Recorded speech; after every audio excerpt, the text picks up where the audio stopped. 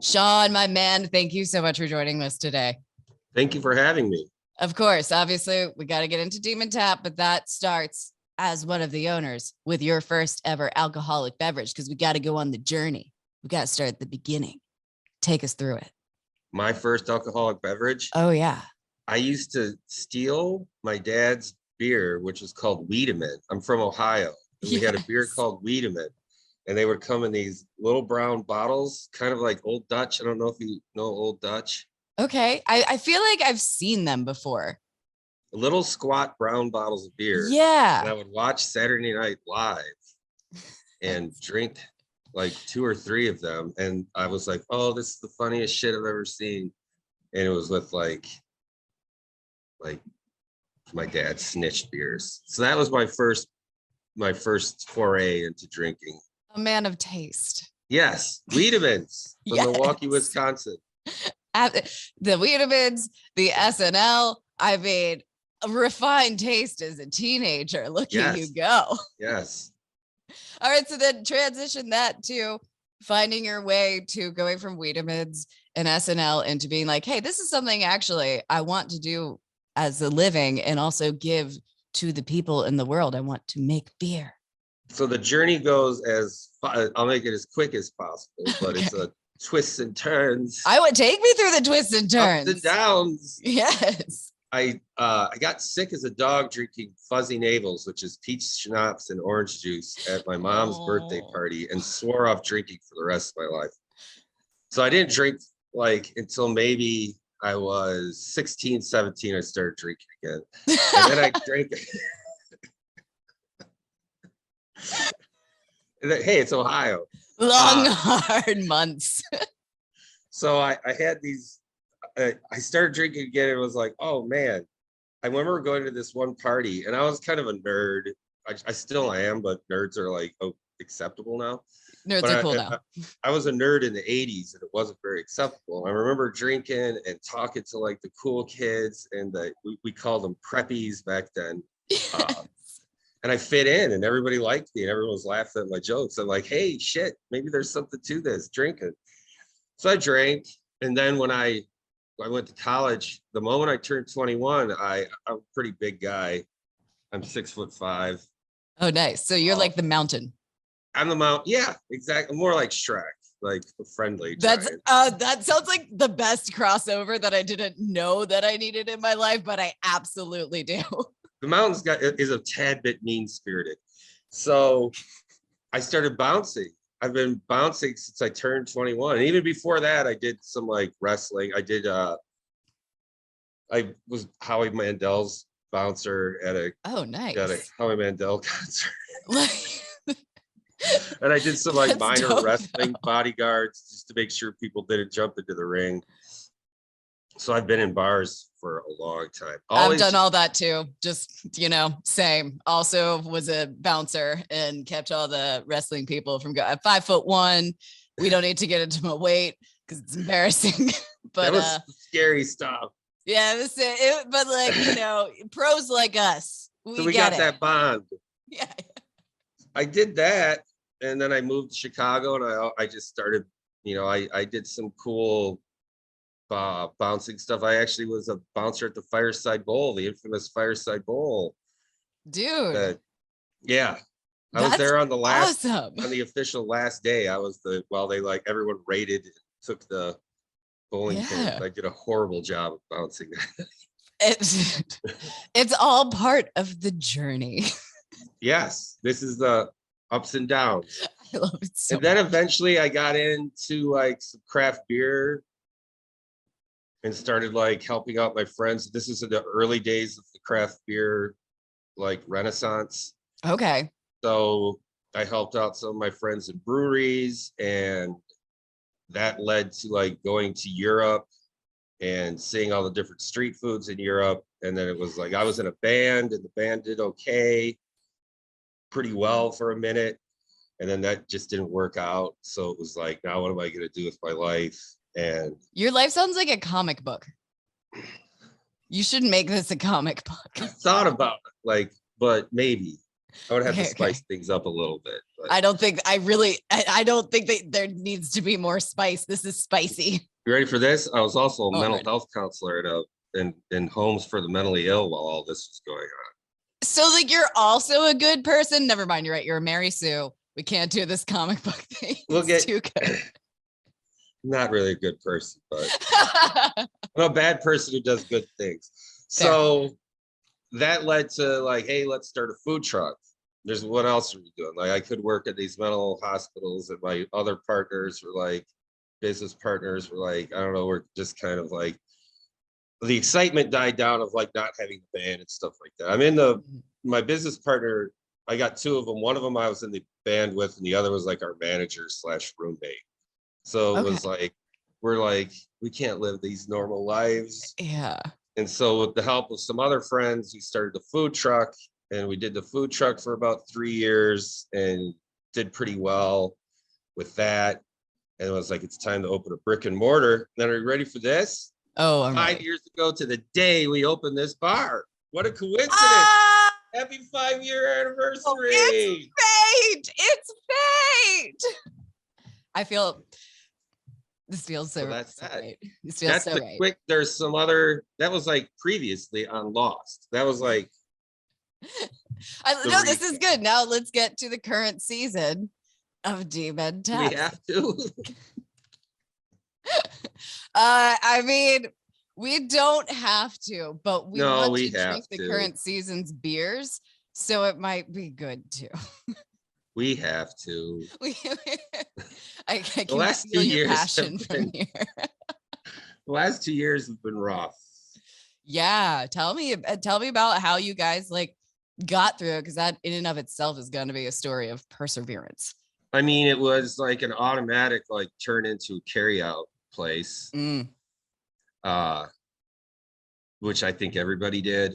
Yeah. How was that transition, and how was getting like the kitchen and all those? Because obviously then you're going to have to do a whole bunch of takeout orders. You're also going to have to figure out how to make food travel or what can travel. So how was that process?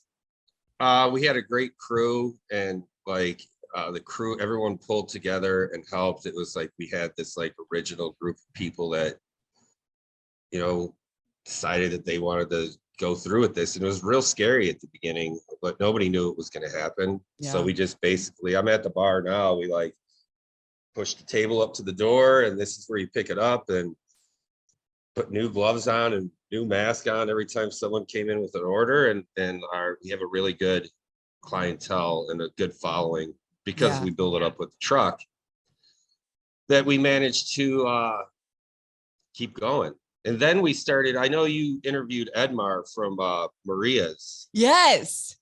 So he's a good friend of ours. We started with him like after the unrest that happened in the summer of 2020, after the George Floyd verdict, not the verdict, but the incident. Right. We closed down. We had a bunch of leftover food, and we didn't want it to go to waste. So we just took the food truck out, gave it to people who were doing cleanups in the areas that were hit hardest. Yeah. With all the unrest. And at the same time, Edmar was kind of doing that. So we put our heads together and we started the community kitchen, in which we like, and now we're going to start back doing that again. And that's where every week we give out 120 meals to people that are like food insecure out in the community. I love that organizations. So we did that with a couple other bars and restaurants, and that stemmed out of 2020. Like, and you know, we're pretty proud of that. Yeah, you should be. That's like real work. That's a thing like that. I think sometimes when you're on the customer side, obviously in any industry, you don't see all of it. But that is such an important thing for me and for us at Rock, is like bars and pubs and breweries and tap rooms are so much more than a place to go and get a drink. These are our modern day like community centers. You know, this is like, once you get past age 21, like this is where you go to see people, your peers, and get in touch with the community and like really be in it. And so to see and hear that you guys are also like giving back to that same community. That's why we do it. It's not just kicking your feet up at the end of the day with a beer and relaxing, although it is that is a very important part of it. It's also like the connections that you make at that bar, because we can drink at home. We can go get a 6-pack and we can go sit on our couch and throw back some Bud Lights and get that relaxation if we want it. But it's about so much more than that. So thank you guys for doing that work, and I'll stop ranting about it now. No, I appreciate it. Prior to the pandemic, we had done a lot of like things for the community. We're all pretty altruistic people in one way or another. I always kind of felt guilty that I stopped doing my mental health counseling and stuff like that. So it helps ingrain you into the community. Like we do a Kentucky Derby party, and like people bet on the horses. We give the money to the neighborhood school, the Lene school around the corner. Yeah. We had something called Karaoke for a Cause, where we gave the karaoke tips to a different organization. Yeah. That led for some wild things. We've done some wild. That's the perfect though, when you can get like the crazy fun, like I want to be doing this anyway, and then get to be like, by the way, not only are you doing this thing that is awesome as hell on its own, you're also going to have the added karma points of helping out your community and being able to say like, not only did I absolutely crush Don't Stop Believing, trust me, my whiskey told me so, I also got to help the kids with it. Boom. That's heaven on earth. We try to make it fun. Yeah. So we've done some fun things. Some really, I don't even know if I want to get into some of the stuff that's happened. But I want you to though. Give me, okay, hold on. Give me your top 3. One, we had a karaoke event, and we had a pinata of Mitch McDonald. Mitch McConnell. It was filled with morning after pills. Hard to top that one. As a media personality who is neutral politically for legal reasons or whatever, I have no comment on that, purely facial expressions. That's his name, right? Mitch McDonald. We're gonna go with Mitch McDonald. Mitch McDonald had a pinata. Whatever the hell his name is. I'm politically neutral too. It's cool. We like safety and don't know how the economy works. We're all here for it. We had some fun. We did a emo karaoke, and then actually a pretty big emo. We still do. We do emo karaoke, and we had a pretty big emo. Excuse me! We had a pretty big emo star show up while people were doing his song one time. I'm not going to say any names. What was the band? I can't. Oh my God. We're down the street. You don't know what this means to me. We're down the street from it's a seminal indie, like a local Chicago, like roots, like 90s emo, like around the time of like Sunny Day Real Estate type. Those ages, not the aughts emo, like 90s. That is a small list. It is. We're down the street from Electrical Audio, Steve Albini's studio. So we get a lot of like musicians that come in. I know exactly who you're talking about. I'm sorry, this is my excited hoodie over my face. Okay, so when's the next one?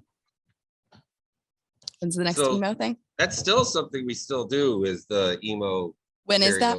I need to come. We're actually changing it up. It's going to be one Thursday a month, but I'm not quite sure. You'll have to go check our socials.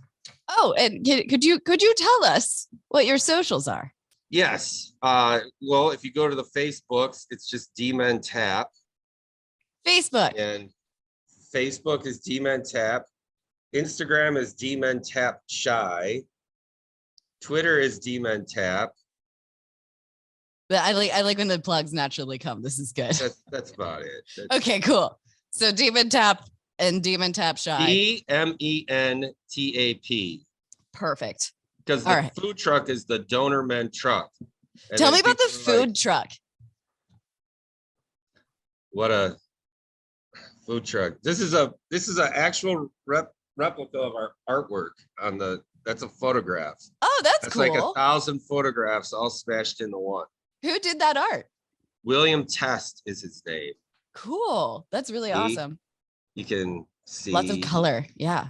Look in this corner. That's the tire. You can see that. That's the tire. Oh, snap. Okay. All right. That's a combination of the skyline of Chicago with the first edition Dungeons and Dragons Dungeon Master's Guide smashed together. Nice. That's awesome. That like needs to also be the cover of your comic book of your life. Yes. Full You circle. can be my manager. Full circle moment here. You could be my manager. So you said that you had gone to Europe and like got really into the street food. There's obviously a lot of street food in Europe, but you went for German. So why that specifically? Because the trips were mainly to Germany, but there was one thing that was noticed in traveling to lots of countries is that like nothing is as big in any country as like doner kebabs are in Germany. Like there's no street food. Like we have pizza and tacos and all that, but like it's not as big as the doner kebabs are over there. Right. Like nothing really. The closest I've seen to anything like that is tacos in literally in Mexico. Yeah. Like, I'm speaking like I know this. I visited Germany like one time and just like really liked it, but like, yes. did you see a lot of doner kebabs? Oh, it was everywhere. Yeah. Only like my husband was very bougie about learning the language. So every time I was like, oh, doner, he was like, it's actually pronounced Durner. So Yeah, now it's like been drilled into my head. That's a real thing. So there's so many ways. There's doner, doner, donner, like we're very like, hey, whatever you want to say, we're a completely non-judgmental. Thank you. Inclusivity. Yes, exactly. Sorry, my cat is causing a ruckus in the background. So yeah, take us through how do you guys do like pairings with your food truck, I imagine? We have, yeah, but we aren't that fancy. We're trying to be like just we've done some events with breweries where we do some food pairings, but we just try to keep it fun, laid back. Yeah, not bougie, not pretentious. Yeah, hell yeah. Okay, I want to come hang out with you guys because you do emo stuff and you got donor and you got comic book life stories. I'm here. I'm sold. We got great music. Our music's all over the music spectrum. All right, give me some artist examples. Nights. Ooh. We used to do prior to the pandemic, we might bring it back again. We did album club instead of book club. Wait, I love that. You take a classic album and then everyone listens to it, and then you come and you listen to the track by track. And it doesn't just have to be about the music. I would do it and then I would like, oh, here's some interesting trivia behind this song. But also people could be like, I made out for the first time while this song was on. You have a radio bar. That's a radio bar. It's very pro music. It's a very pro music bar. That's awesome. Oh man, I'm so on board with this right now. But it's also a science fiction fantasy bar. Oh, tell me more. We're all so it's the owners. It's kind of like all the stuff we're into. Yeah. Which is music, food, booze, science fiction, fantasy. So like what kind of sci-fi? Like are we talking like Leviathans and things like that? Or are we talking like what's the like Space Odyssey or 2001? All of it. Okay. Big fans of like the sci-fi fan and a little bit of horror. Oh, okay. Are we kind of like a 365 days a year Halloween bar? Are we dipping into Lord of the Rings or are we keeping our toe out of the Okay. We have we have a weekly Dungeons and Dragons game every Wednesday at 7:30. It's open to the public. There's no charge. Beginners welcome. Oh, hell yeah.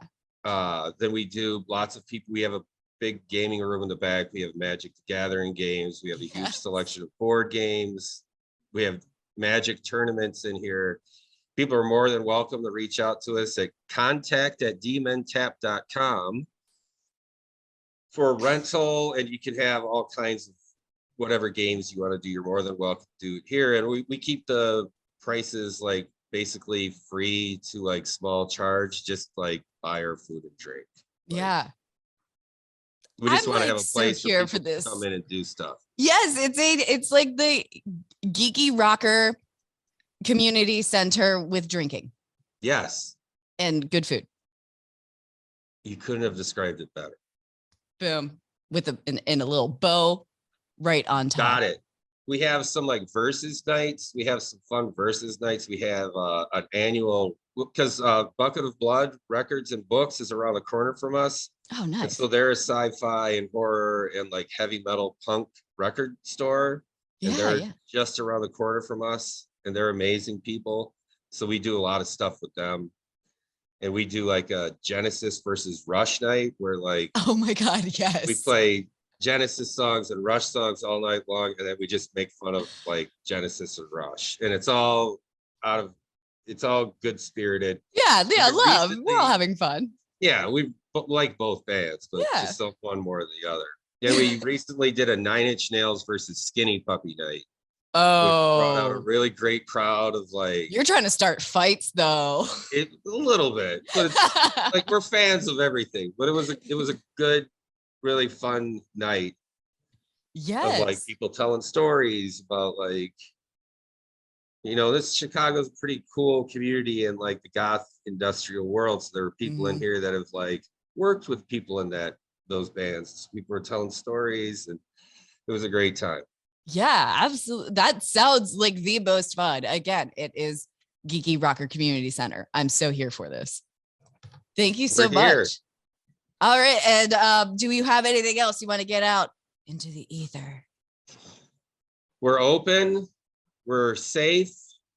We're going to keep doing our events. So our events will probably be small until things start to calm down, but we're still going to try to keep things chugging along. So you can check out our social media, reach out to us. We try to respond as fast as we can. And if you're in the giving mood, communitykitchen.org is the organization that we work with, where we make the meals for people. Hell yeah. Meals for people. Meals for people and Leviathans and elves and dwarves. Yes. Yes. That's us. That's us.